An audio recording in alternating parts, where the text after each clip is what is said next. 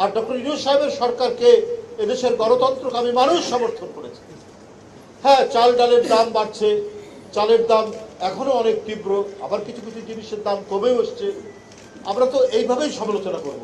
সরকারের ভালো পদক্ষেপগুলোর আমরা সমর্থন দিব, কিন্তু যেগুলো ব্যর্থ হচ্ছে সেগুলোর জন্য সমালোচনা করব।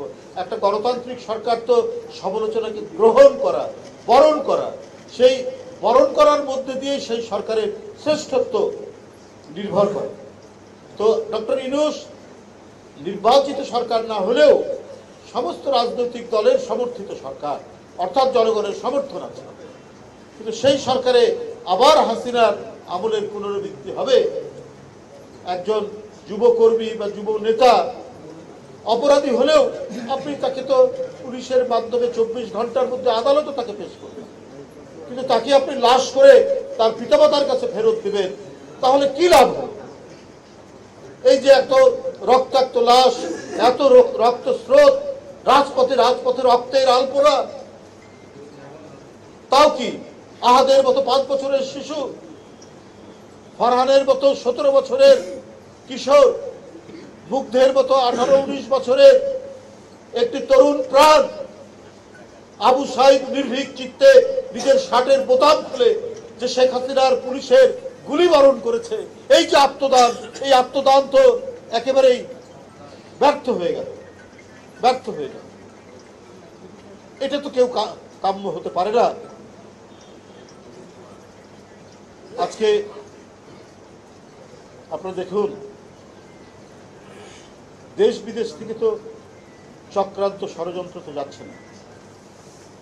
এত বড় একটা পরিবর্তনের মধ্যে দিয়ে মানুষের মধ্যে যে আশা জেগে উঠেছে, সেই আশার যাতে আরো বেশি ফলপ্রসূ হয়, সেই আশা যাতে মানুষের পূরণ হয়, সেই প্রত্যাশা নিয়েই তো এদেশের জনগণ রাজনৈতিক দলকে, যারা গণতান্ত্রিক সংগ্রামী ছিল, তাদেরকে সমর্থন দিচ্ছে। মানুষ প্রত্যাশা করছে অবাধ, সুষ্ঠু, ইনক্লুসিভ একটি নির্বাচনের।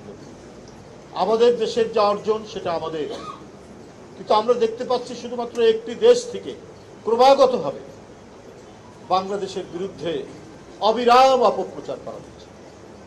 এইরকম একটি ভয়ঙ্কর, অত্যাচারী, লুণ্ঠনের রত একটি সরকারের পতনের পর সেই সরকারকে, এবং সেই সরকার কেন পতন হলো, এই আফসোস, এই অনুশোচনায় ভারতের কিছু মিডিয়া আমাদের বিরুদ্ধে যেভাবে অপপ্রচার করছে, তো এই যে পরিস্থিতি, এই যে বৈদেশিকভাবে যে চক্রান্ত হচ্ছে, এগুলো তো মোকাবেলা করেই আমাদেরকে আমাদের সঠিক পথে এগোতে হবে। যে সঠিক পথ থেকে যদি আমরা বেঠিক হয়, তাহলে তো ওরা আরো সুযোগ নেবে।